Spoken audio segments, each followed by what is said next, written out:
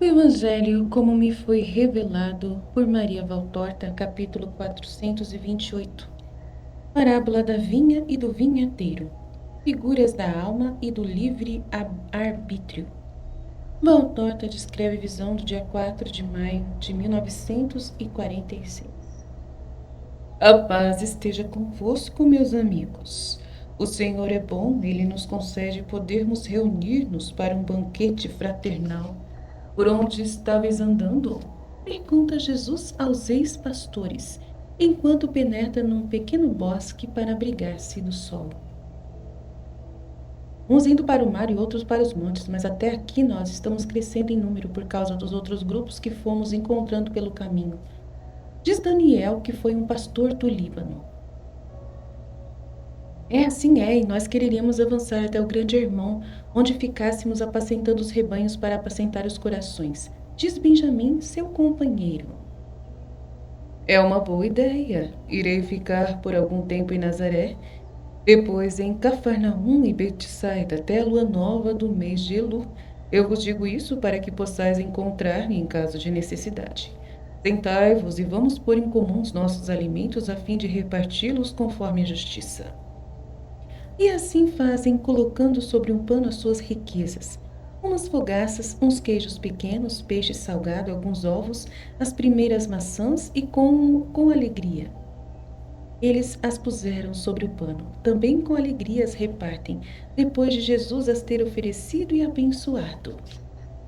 E como estão contentes com esse inesperado banquete de amor, o cansaço e o calor ficaram esquecidos por eles, distraídos como estão pela alegria de poderem ouvir Jesus, que os interroga sobre tudo, o que andaram fazendo, e os aconselha, ou lhes conta o que andou fazendo.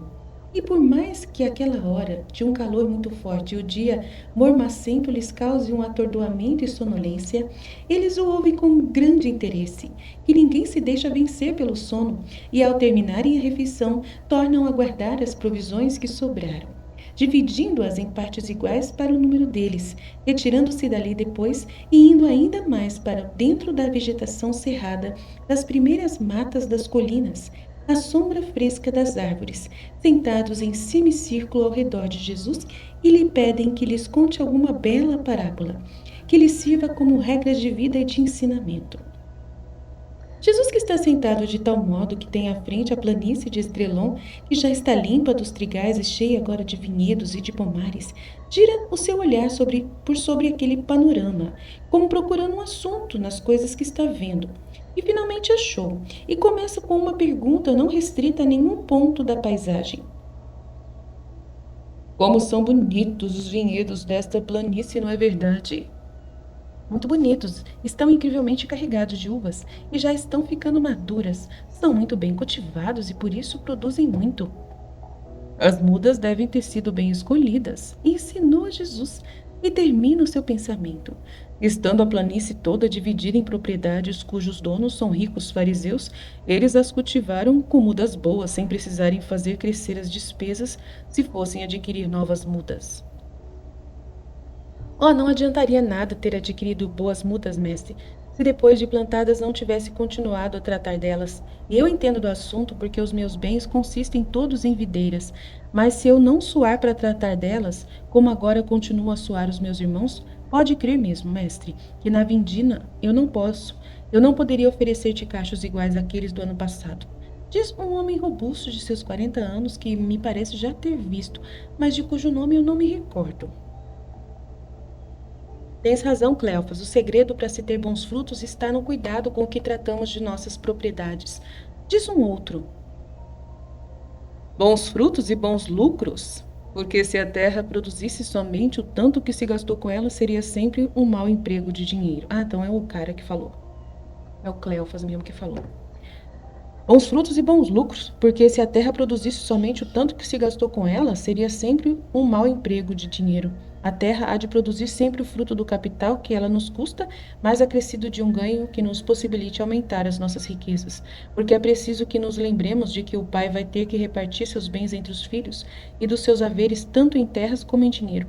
Ele tem que fazer tantas partes quanto são os seus filhos, para que todos tenham com que viver. Eu acho que isso de multiplicar os haveres em benefício dos filhos não seja uma coisa reprovável. Insiste em dizer Cleofas. Aí sim é Jesus que responde.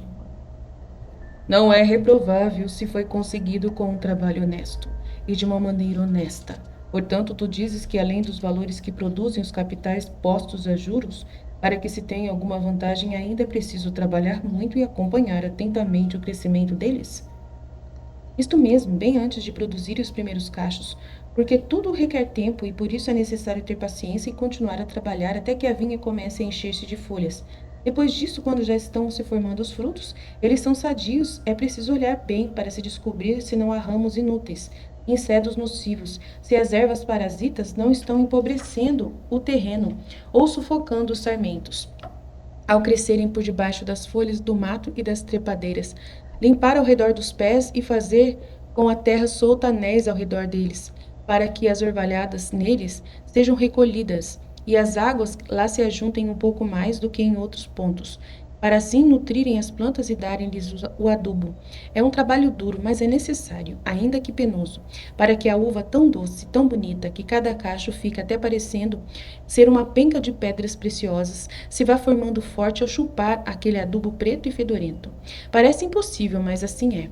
Depois é preciso desfolhar para fazer que os raios do sol cheguem até os cachos para terminar ao terminar a vindima, arrumar as plantas, amarrando-as, podando, cobrindo-lhes as raízes com palhas e excrementos para defendê-las das geadas durante o inverno, e também ir ver se os ventos ou algum malandro não andou por lá arrancando os espeques, ou se o tempo não desatou os vimes que foram colocados para conservar os ramos unidos aos espeques. Sempre há o que fazer, enquanto a videira não tiver morrido inteiramente. Mas há ainda um trabalho a fazer, que é tirá-la do solo e arrancar dela todas as raízes, a fim de deixá-la pronto para receber uma nova muda. E sabes como é necessário que se tenha uma mão leve e paciente, e ter uns olhos perspicazes para separar dos sarmentos das plantas mortas que estão misturados com os das plantas ainda vivas? Se fosse fazer estas coisas de um modo descuidado e com a mão pesada, com certeza isso causaria muitos prejuízos. É preciso que se seja do ramo, para se saber como se faz. As videiras, elas são como filhos, e antes que um filho se faça homem, enquanto temos que suar, a fim de conservá-los são de corpo e de espírito. Mas eu fico falando, falando, e não te deixo falar. Tu nos prometeste uma parábola. Na verdade, tu já a inventaste. Bastaria aplicar a ela tua conclusão e dizer que as almas são exatamente assim como as videiras. Mas, mestre, fala tu. Eu andei falando umas bobagens e nós não podemos ficar fazendo por nós mesmos trabalho de aplicação. Está bem, então escutai. Quando nós tínhamos só uma carne animal no seio de nossa mãe, Deus no céu criou a alma para fazer a sua semelhança o futuro homem e a colocou na carne, que no seio da mulher ia se formando. E o homem, ao chegar o seu tempo de nascer, nasceu com uma alma, com a sua alma, a qual, até chegar o uso da razão, foi como uma terra deixada sem ser cultivada pelo dono. E tendo chegado à idade da razão, o homem começou a raciocinar e a distinguir o bem do mal. E foi então que ele descobriu que tinha uma vinha a ser por ele cultivada a seu gosto. E se lembrou de pôr um vinhateiro à frente dessa vinha, o seu livre arbítrio. De fato, a liberdade de guiar-se dada por Deus ao homem, seu filho, é como um criado muito útil dado por Deus ao homem. Seu filho para ajudá-lo a tornar fértil a vinha, isto é, a sua alma. Se o homem não tivesse que afadigar-se para fazer-se rico, a fim de fazer para si mesmo um futuro eterno de uma prosperidade sobrenatural, se tudo ele tivesse que receber de Deus, que merecimento ele teria em criar-se de novo uma vida de santidade? Depois de Lúcifer ter corrompido a santidade inicial da humanidade, que havia sido dada gratuitamente por Deus aos primeiros homens? Já é muito que as criaturas decaídas por terem herdado a culpa, Deus conceda ainda que possa merecer o prêmio de se fazerem santas nascendo de novo por sua própria vontade, para aquela natureza do começo de criaturas perfeitas, que o Criador havia dado a Adão e Eva, e aos de e aos seus filhos, se os progenitores deles se tivessem conservado imunes da culpa original. O homem tão decaído deve tornar-se homem eleito por sua livre vontade. Uau, gente, eu vou ler de novo, que é muito forte isso aqui. Quero entender. Se o homem não tivesse que afadigar-se para se fazer rico, a fim de fazer para si mesmo um futuro eterno de uma prosperidade sobrenatural, se tudo ele tivesse que receber de Deus, que merecimento ele teria em criar-se de novo uma vida de santidade? Depois de Lúcifer ter corrompido a santidade original da humanidade, que havia sido dada gratuitamente por Deus aos primeiros homens, já é muito que as criaturas decaídas, por terem herdado a culpa, Deus concedeu ainda que possa merecer um prêmio de se fazerem santas, nascendo de novo por sua própria vontade para aquela natureza do início original de Adão e Eva, das criaturas perfeitas que o Criador havia dado aos progenitores e aos seus filhos. Se os progenitores deles se tivessem conservado imunes da culpa original. Então Deus deu gratuitamente um meio para que a gente volte à santidade inicial da humanidade, apesar de estarmos com a culpa, que é a santidade da graça, né? A vontade divina, a gente voltar à graça. Se os progenitores deles se tivessem conservado imunes da culpa original, o homem decaído deve tornar-se homem eleito por sua livre vontade. Então agora a gente pode por livre vontade. Antes não podia, antes a santidade original já era original. Aí o demônio veio e atrapalhou, e agora a gente tem a livre vontade que Deus deu pra gente poder voltar. Por livre vontade, né? Muito bom. Pois bem, o que é que isso sucede às almas? Sucede o seguinte: o homem confia sua alma à sua própria vontade, ao seu livre arbítrio, o qual se põe a trabalhar a vinha, que ficou até agora como um terreno sem plantas que durem para sempre.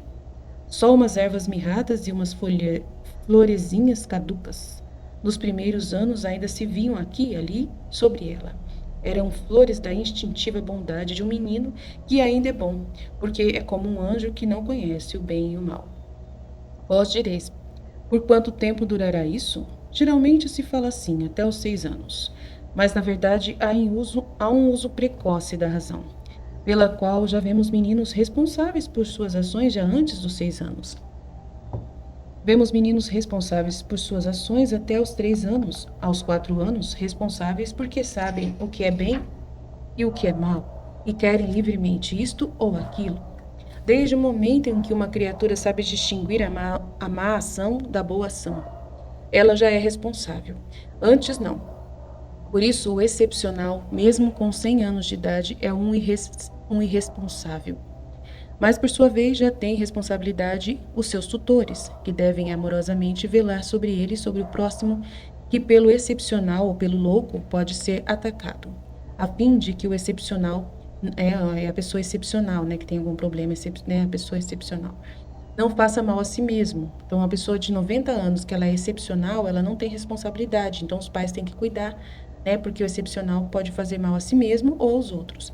Mas Deus não atribui ao excepcional e nem ao louco nenhuma culpa. Tá vendo? Deus não culpa a pessoa que é excepcional, né, que tem algum problema mental. Nem ao louco nenhuma culpa, porque com sua desgraça ele é privado da razão. Mas nós estamos falando de seres inteligentes e sãos, né, de saúde da mente e do corpo. Portanto, o homem confia sua vinha inculta a um trabalhador, que é o livre-arbítrio, e ele começa a cultivá-la. A alma, que é a vinha, tem, porém, uma voz, e a faz ouvir ao arbítrio. É uma voz sobrenatural, alimentada por vozes sobrenaturais, que Deus não nega nunca às almas. É o anjo da guarda, e de espíritos mandados por Deus. É a da sabedoria e das recordações sobrenaturais de que todas as almas se lembram, ainda que delas o homem não tenha uma percepção exata.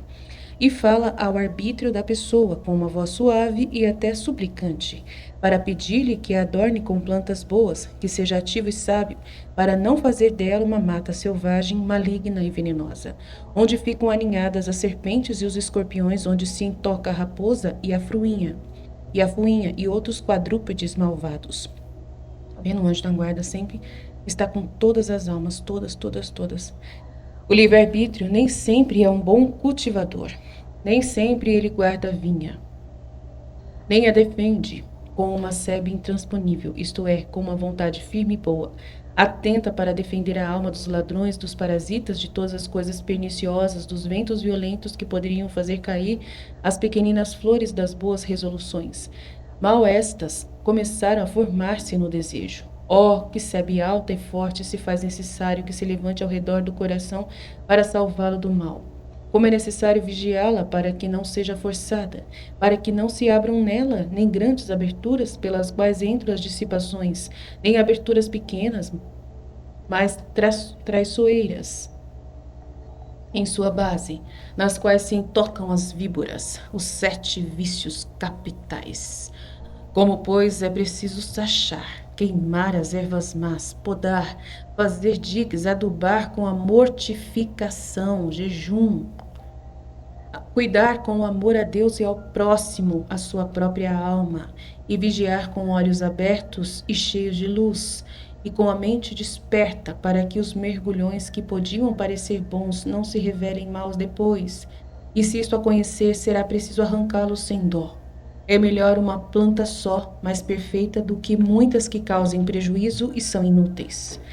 Nós temos nossos corações, temos por isso vinhas que são sempre trabalhadas, plantadas como com novas plantas por um cultivador desordenado, que amontou as plantas novas. Esse trabalho, essa ideia, essa vontade, ainda que não sejam maus, contudo depois se tornam maus, pois caindo as plantas no solo se mestiçam e morrem.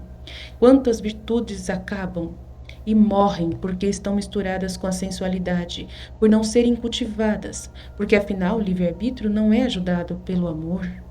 Quantos ladrões aí precisa ser ajudado, né? Por que afinal o livre-arbítrio não é ajudado pelo amor? O amor é a vontade divina. Quantos ladrões começam a roubar e a pôr nas mãos as coisas e a arrebatar, porque sua consciência está dormindo, em vez de ficar vigilante, ou porque a vontade se enfraquece e se corrompe, ou porque o arbítrio se deixa seduzir e se faz escravo, ele que era livre e agora escravo do mal. Mas pensai bem, Deus o deixa livre, e o arbítrio se faz escravo das paixões, do pecado, das concupiscências, do mal, afinal.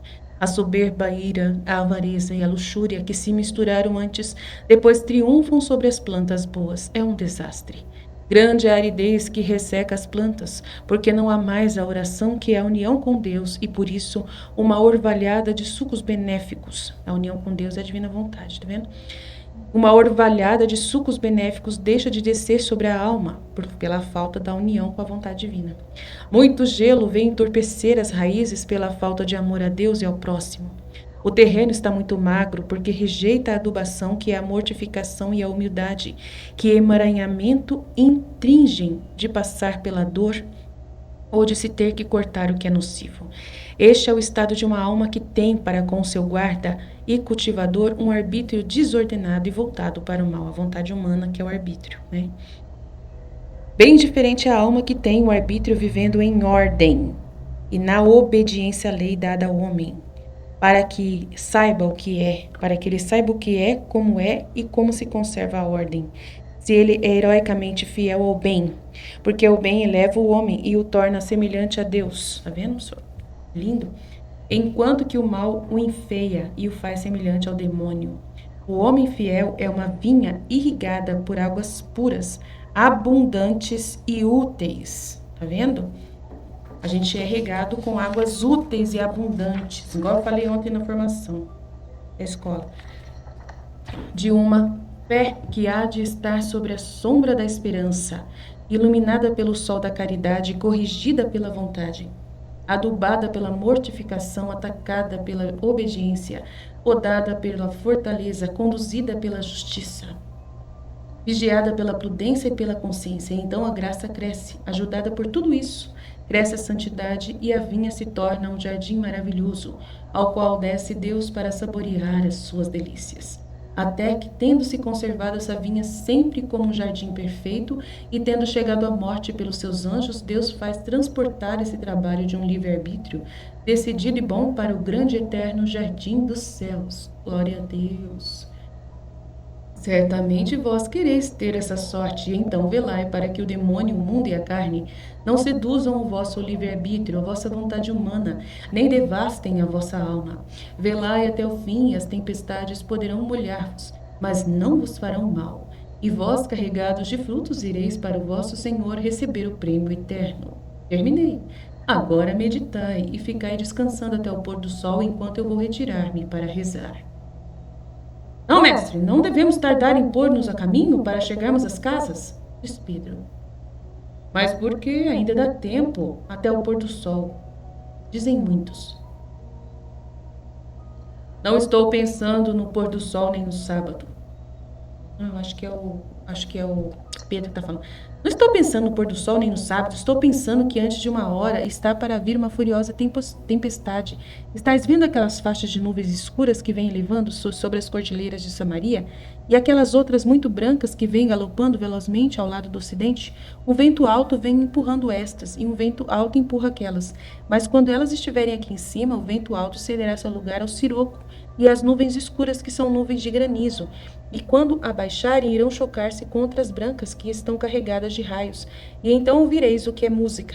Vamos, ficai todos despertos. Eu sou pecador e leio nos céus como um livro. Jesus é o primeiro a obedecer e apressados todos se põem a caminhar, indo para as fazendas da planície. Perto da ponte encontram-se com Judas que grita: Ó meu mestre, como tenho sofrido sem ti! Graças sejam dadas a Deus, que premiou a minha constância em esperar-te aqui. Como vão as coisas em Cesareia? A paz esteja contigo, Judas, responde Jesus brevemente. E acrescenta: Conversaremos lá nas casas. Vem, porque o temporal já está aí. De fato, começam as lufadas do vento, um vento que levanta nuvens de poeira das estradas ressequidas, e o céu vai cobrindo-se de nuvens de todas as formas e cores, e o ar se torna de um amarelo púmbleo. As primeiras grandes gotas quentes aqui e ali já começam a cair, e as primeiras centelhas riscam o céu, e ficam parecendo o começo da noite.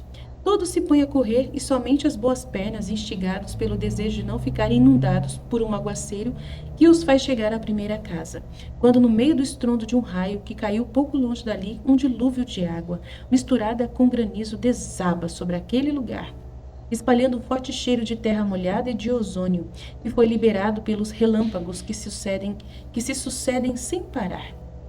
Eles entram e, por sorte deles, a casa foi construída tendo pórticos e habitada por camponeses que creem no Messias e que, com veneração, convidam o mestre a usá-la como alojamento junto com seus companheiros, como se a casa fosse dele.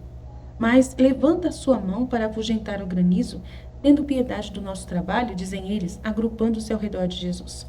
Jesus levanta a mão na direção dos 4 pontos cardeais e somente a água passa a descer sozinha do céu, para ir abiberar os pomares, os vinhedos, os prados e para purificar a atmosfera que está muito pesada. Olha, ele fez um milagre, acabou com o granizo. Seja bendito, Senhor, diz o chefe da família. Entra, meu Senhor. Enquanto a barulhada continua, Jesus, cansado, se assenta em um quarto muito grande, rodeado pelos seus. Que legal, ele fez um milagre. Acabou com o granizo. Que legal. Jesus, eu confio em vós, filho.